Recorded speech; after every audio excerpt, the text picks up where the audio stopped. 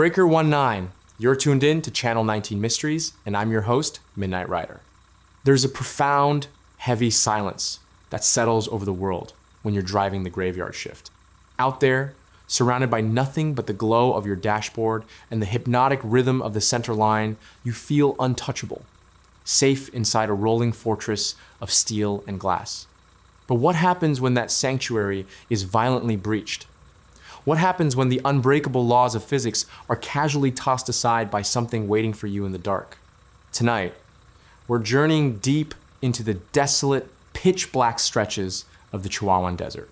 We're going to examine the chilling events of November 14th, 2019, a night when three unconnected veteran truckers hauling 80,000 pounds of freight slammed into an invisible wall of the unknown. We'll look at the undeniable data: engines dying in unison, heavy rigs stopping on a dime without a single skid mark, identical radiation burns, and a colossal, light-absorbing monolith hovering silently in the night sky. But most terrifying of all, we will explore the 4 agonizing hours of missing time that permanently shattered their lives. Before we cross over into shadows, do me a favor, hit that like button, subscribe to the channel, and drop a comment below letting me know if you've ever experienced missing time or seen something unexplainable on the open road. It helps us keep the headlights on and the truth coming your way. Now, let's get into tonight's story.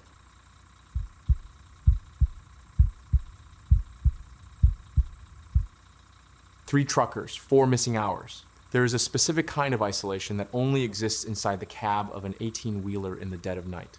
When you are hauling 80,000 pounds of steel and cargo across the desolate stretches of the American Southwest, the world shrinks down to the illuminated dashboard, the hypnotic rhythm of the center line, and the endless, suffocating darkness pressing against the windshield.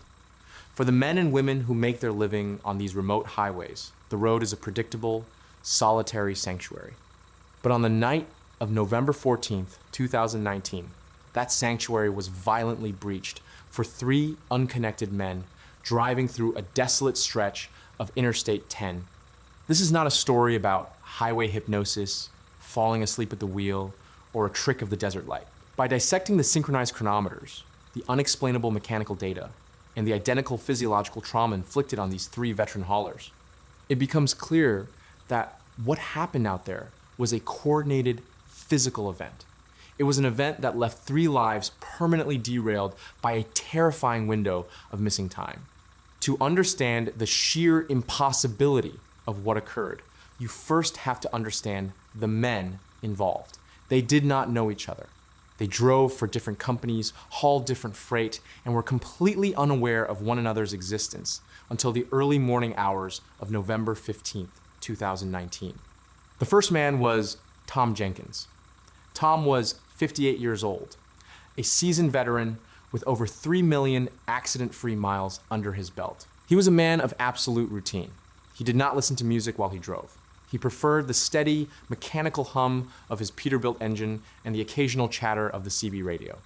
On the evening of November 14th, 2019, Tom was hauling a load of high-end medical imaging equipment from a warehouse in Houston, Texas, destined for a hospital in Phoenix, Arizona.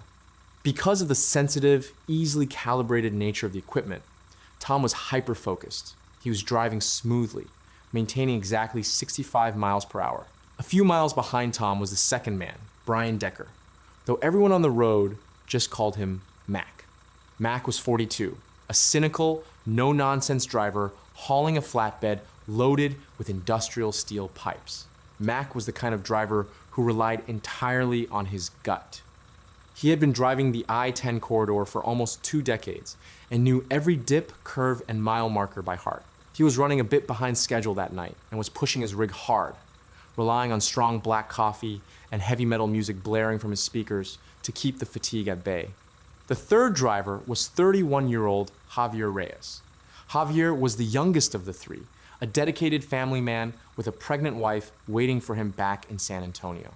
He was hauling hazardous materials, specifically industrial solvents, inside a heavily reinforced tanker. Because of his volatile cargo, Javier's truck was equipped with state-of-the-art telemetry, His company tracked his speed, his braking, his engine diagnostics, and his precise GPS location down to the exact foot, updating every 3 seconds. Javier drove strictly by the book, keeping a close eye on his electronic logging device, or ELD, to ensure he never violated federal hours of service regulations.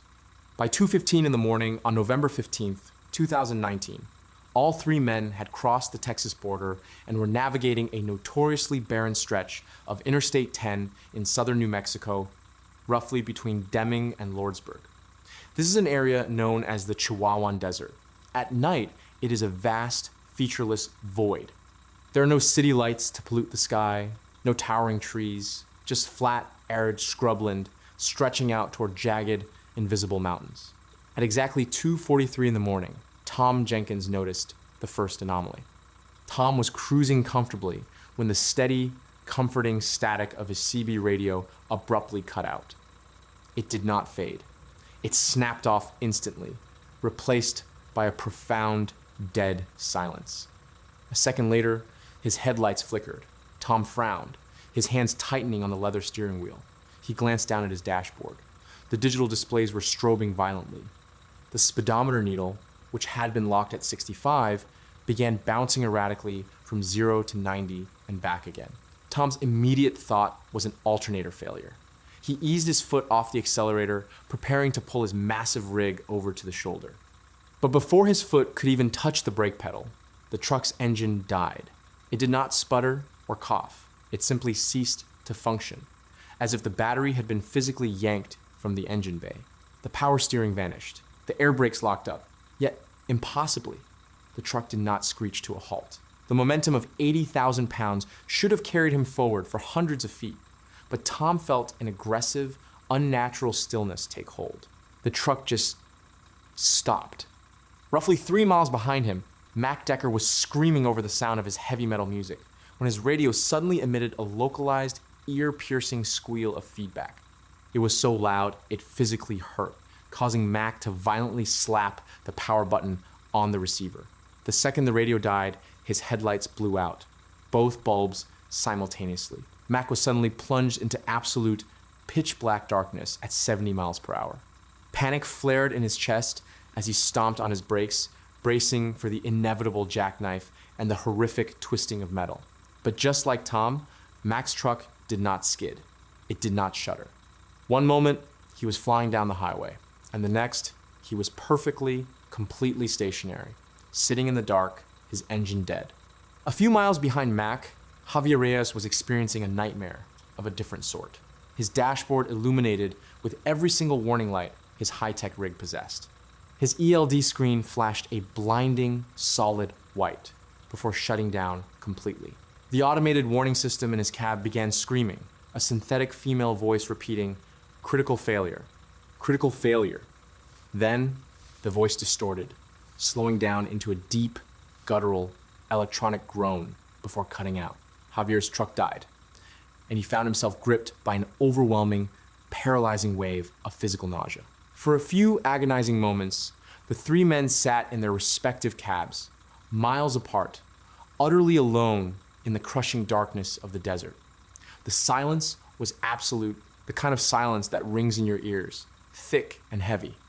Then, the ambient temperature inside all 3 cabs began to plummet. It was mid-November, and the desert gets cold at night, but this was an instant, unnatural freeze. Within seconds, Tom, Mac, and Javier could see their breath billowing out in thick white clouds. Frost began to spiderweb across the inside of their windshields. Tom grabbed his heavy jacket from the passenger seat, his hands shaking. He reached for his door handle, intending to step outside to see what was wrong under the hood. He popped the door open and stepped down onto the asphalt. The moment Tom's boots touched the ground, he realized the air smelled wrong. The familiar scents of diesel exhaust, hot asphalt, and dusty sagebrush were completely gone. Instead, the air smelled sharp and metallic, like the ozone scent left behind immediately after a massive lightning strike, mixed with the distinct, acrid odor of burning copper. Tom walked around to the front of his rig, using the flashlight on his phone to pierce the gloom. But as he looked out over the desert landscape, the beam of his flashlight seemed to hit an invisible wall. The light simply stopped about 20 feet away, absorbed by something Tom could not comprehend. He looked up, hovering silently in the sky, perhaps 500 feet above the highway, was a structure that defied human comprehension. It was massive. Tom later estimated it to be the size of a football stadium, and it was shaped like a flawless, perfectly smooth monolith. It was not a saucer. It was a geometric nightmare, a colossal, rectangular slab of absolute blackness. It did not reflect the starlight. It seemed to consume it. There were no flashing lights, no engines, no exhaust. It just hung there, suspended in defiance of gravity, utterly and terrifyingly silent. Down the highway, Mac Decker had also forced his cab door open. Mac was a tough man, a man not easily frightened. But when he looked out of his window and saw the underbelly of that impossible Vantablack structure blotting out the stars, his knees buckled. He grabbed the side mirror of his truck just to stay upright. Mac felt an intense pressure building inside his skull, a deep, throbbing vibration that rattled his teeth and made his vision blur. It felt as though he had been plunged deep underwater. Further back, Javier Reyes was sobbing. He was huddled in the sleeper berth of his cab, hands pressed tightly over his ears. The pressure in the air had caused his eardrums to pop painfully, and a steady stream of blood was trickling from his left nostril. He could not look outside. Every fiber of his being, every primal instinct he possessed, was screaming at him that if he looked out the window, he would die. The metallic taste in his mouth was so strong that he was gagging. Back at the front of the line, Tom stood frozen, his flashlight dropping from his numb fingers to shatter on the asphalt. He could not tear his eyes away from the monolith. As he watched, the surface of the structure seemed to ripple, like a stone dropped into a pool of dark oil. Then, a sound began. It was not a noise you hear with your ears. It was a frequency that bypassed the auditory system entirely and resonated directly in the bone marrow. It was a low, mechanical hum that vibrated through the asphalt, through Tom's boots, and straight up his spine. Tom felt his feet lift off the ground. It was barely an inch, just enough to break contact with gravity. He felt a wave of intense, suffocating heat wash over him, directly contrasting the freezing air. The last thing Tom Jenkins remembered was the colossal black structure suddenly filling his entire field of vision, followed by a flash of light so bright and pure that it felt like it burned straight through his optic nerves. And then, nothing. Tom gasped, his eyes flying open. His hands were gripping the steering wheel so hard his knuckles were white. He was sitting in the driver's seat of his cab. The engine of his Peterbilt was idling smoothly, the familiar, comforting vibration rumbling through the seat. The heater was blasting hot air. The CB radio was crackling with the mundane chatter of other drivers. Tom was deeply disoriented. He felt sick, his stomach churning violently. He was sweating profusely, his clothes plastered to his skin, yet he was shivering. He looked out the windshield. The sky ahead of him was no longer pitch black. It was painted in the soft, bruised purples and oranges of early dawn. Dawn? Tom's heart hammered against his ribs. He looked down at the digital clock on his dashboard. It read 6:42 in the morning. He frantically pulled back the sleeve of his jacket to look at his analog wristwatch. It also read 6:42.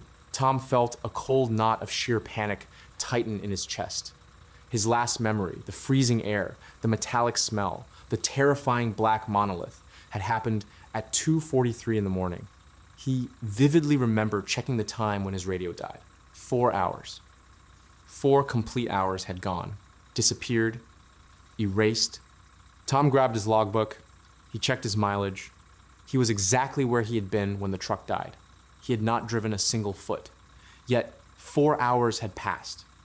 He scrambled for his phone to call his dispatcher, to call anyone, but his hands were trembling so violently he dropped it onto the floorboards. Down the road, Mac Decker awoke face down in the dirt just outside his cab. He groaned, tasting grit and blood in his mouth. He pushed himself up onto his hands and knees, wincing as a severe, splitting headache flared behind his eyes. He looked up at his truck. The engine was off, but the headlights, which had blown out hours ago, were now shining brightly into the dawn light. Mac pulled himself up, his muscles aching as if he had just run a marathon. He climbed back into his cab and slumped into the driver's seat.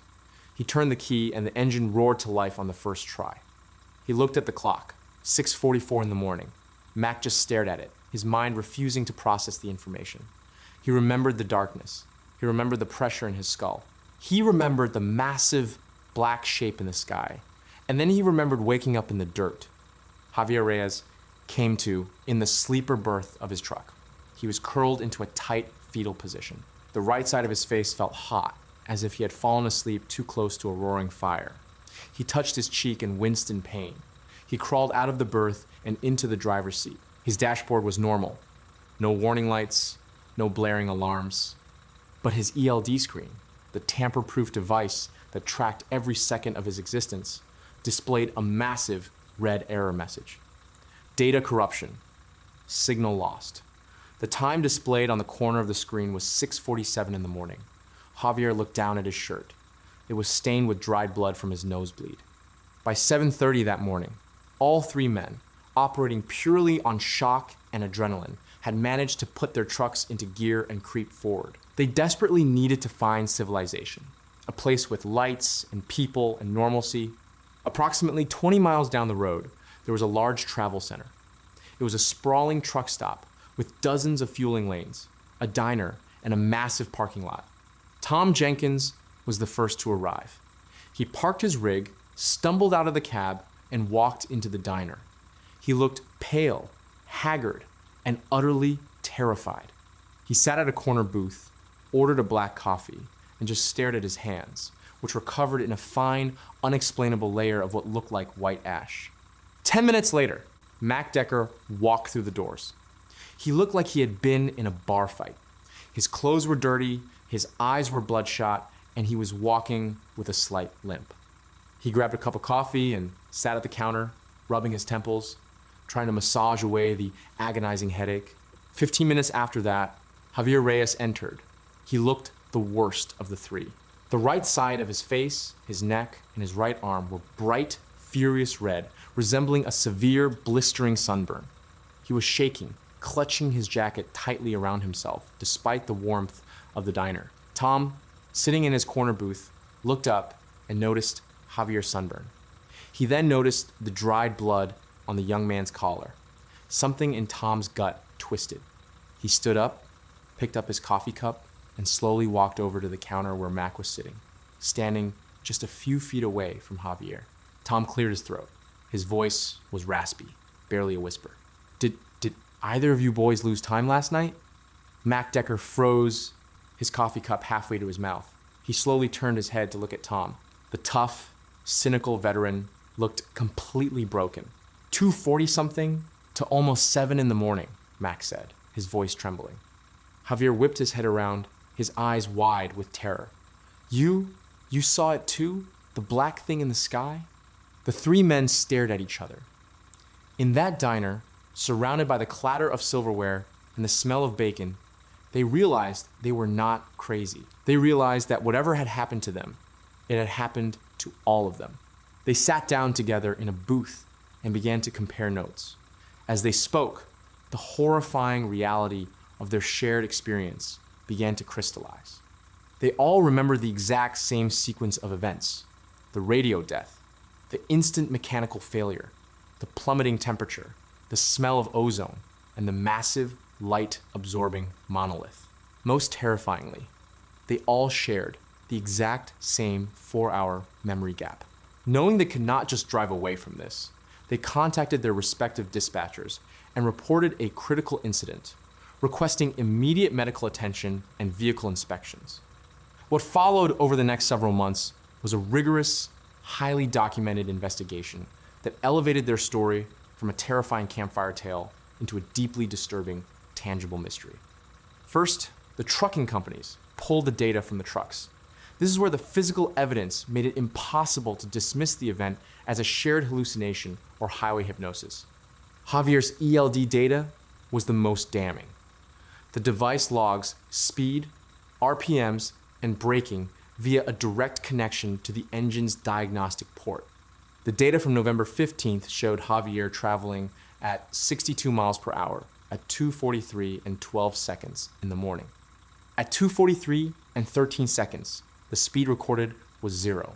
There was no deceleration curve, the brakes were not applied, the engine RPMs did not wind down. The truck, weighing over 60,000 pounds, simply ceased to have forward momentum in the span of 1 single second. According to the laws of physics, this should have resulted in a catastrophic, fatal crash, tearing the truck apart. Instead, the vehicle was perfectly fine. Furthermore, the GPS data for all 3 trucks completely dropped off the grid at 2:43 in the morning. For 4 hours, the satellites could not locate Tom, Mac, or Javier. It was as if they had simply ceased to exist on the face of the earth. When the GPS signal returned at 6:42 in the morning, all 3 trucks were in the exact same coordinates they had been in 4 hours prior. Then there were the synchronized chronometers. Javier wore a high-end digital smartwatch synced to an atomic clock. Tom wore a battery-operated quartz analog watch.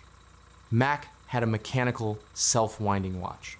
Despite operating on completely different mechanical and digital principles, all 3 watches had stopped perfectly. Tom's quartz watch had a dead battery. Javier's smartwatch had shut down due to a total battery drain and required a hard factory reset. Mac's mechanical watch, which winds itself via the movement of the wearer's wrist, had simply stopped ticking at 2:43 and resumed ticking 4 hours later when Mac woke up. But the most compelling and horrifying evidence came from the physiological trauma the 3 men suffered. When Javier sought medical treatment for the burns on his face and arm, the emergency room doctors were baffled. The burns were classified as severe erythema, a reddening of the skin. However, biopsies of the affected areas showed that it was not a thermal burn caused by heat, nor was it a chemical burn. The cellular damage was consistent with acute, localized radiation exposure, specifically exposure to intense ionizing radiation. Over the next few weeks, all 3 men developed identical, harrowing physical symptoms. They experienced unexplainable, severe epistaxis, frequent nosebleeds that would last for hours. Blood tests conducted independently on all 3 men revealed dangerously low white blood cell counts and significantly elevated levels of cortisol, the body's primary stress hormone. Mac Decker, who had been found face down in the dirt, began losing his hair in thick clumps 2 weeks after the event. He also developed a severe, debilitating sensitivity to low-frequency sounds. The rumble of a truck engine, which had been the soundtrack to his entire adult life, now caused him intense physical pain and vertigo. Tom Jenkins suffered profound neurological disruptions. He developed severe insomnia, unable to sleep for more than 20 minutes at a time. When he did sleep, he was plagued by vivid, terrifying night terrors. He reported dreams of being trapped in a cold, featureless black room, entirely paralyzed, while unseen figures subjected him to agonizing, intrusive procedures. Psychiatric evaluations were mandated by their employers. Often, when multiple people claim to see a UFO, skeptics suggest a phenomenon called folie à deux, or in this case, folie à trois, a shared delusion. But psychologists quickly ruled this out. Shared delusions require close, long-term relationships between the subjects to cultivate the shared belief. Tom, Mac, and Javier had never met before that morning in the diner. Their psychological profiles showed 3 grounded, stable, pragmatic men with no history of mental illness or substance abuse. They were not UFO enthusiasts. They did not want attention. In fact, they desperately wanted the event to be proven as a bizarre military test or a freak weather anomaly. But the evidence pointed to something far more sinister. The missing time, the instantaneous deceleration of massive vehicles, the localized radiation burns, and the synchronized failure of their timepieces all pointed toward a coordinated physical event that manipulated space, time, and gravity. The aftermath of that night permanently derailed all 3 of their lives. Javier Reyes, terrified for his health and the safety of his unborn child, quit the trucking industry entirely. He refused to ever drive on an interstate highway at night again. The radiation burns on his face slowly healed, but they left behind dark, permanent scarring. Mac Decker tried to go back to work, but the severe anxiety and the pain caused by the sound of the engine made it impossible. He lost his commercial driver's license on medical grounds and sank into a deep, reclusive depression, moving to a small, isolated cabin in the Pacific Northwest, far away from the desert. Tom Jenkins, the meticulous veteran, was never the same. He spent his life savings hiring private investigators and independent scientists to review the ELD data and the medical reports, desperately searching for a rational explanation that would give him his peace of mind back. He became obsessed with time, wearing 3 different watches at all times and compulsively checking them against one another to ensure he wasn't losing minutes. To this day, the events of November 14th, 2019 remain entirely unexplained. The stretch of Interstate 10, where the 3 trucks died, still sees thousands of vehicles pass through it every night. Most drivers roll right through the darkness, completely unaware that out there in the Chihuahuan Desert, 3 veteran haulers entered a dead zone, encountered a silent, hovering monolith, and emerged hours later with identical physical trauma, permanent psychological scars, and 4 hours of their lives stolen away, never to be returned. What do you think really happened to Tom, Mac, and Javier out there in the freezing dark of the Chihuahuan Desert? Was it a top secret military test gone wrong? Or did they stumble into the shadow of something not of this earth? Drop your theories in the comments below. I want to know what you think. If this journey into the unknown sent a chill down your spine, please hit that like button and subscribe to Channel 19 Mysteries so you never miss a broadcast. The road can be a strange, lonely place. And I know some of you have seen things you can't quite explain. If you have your own stories, creepy encounters, or tales of the unexplained, send them over to mycreepyencounter@gmail.com. Your story might just be featured in an upcoming video. I'm your host, Midnight Rider. Until next time, stay safe out there.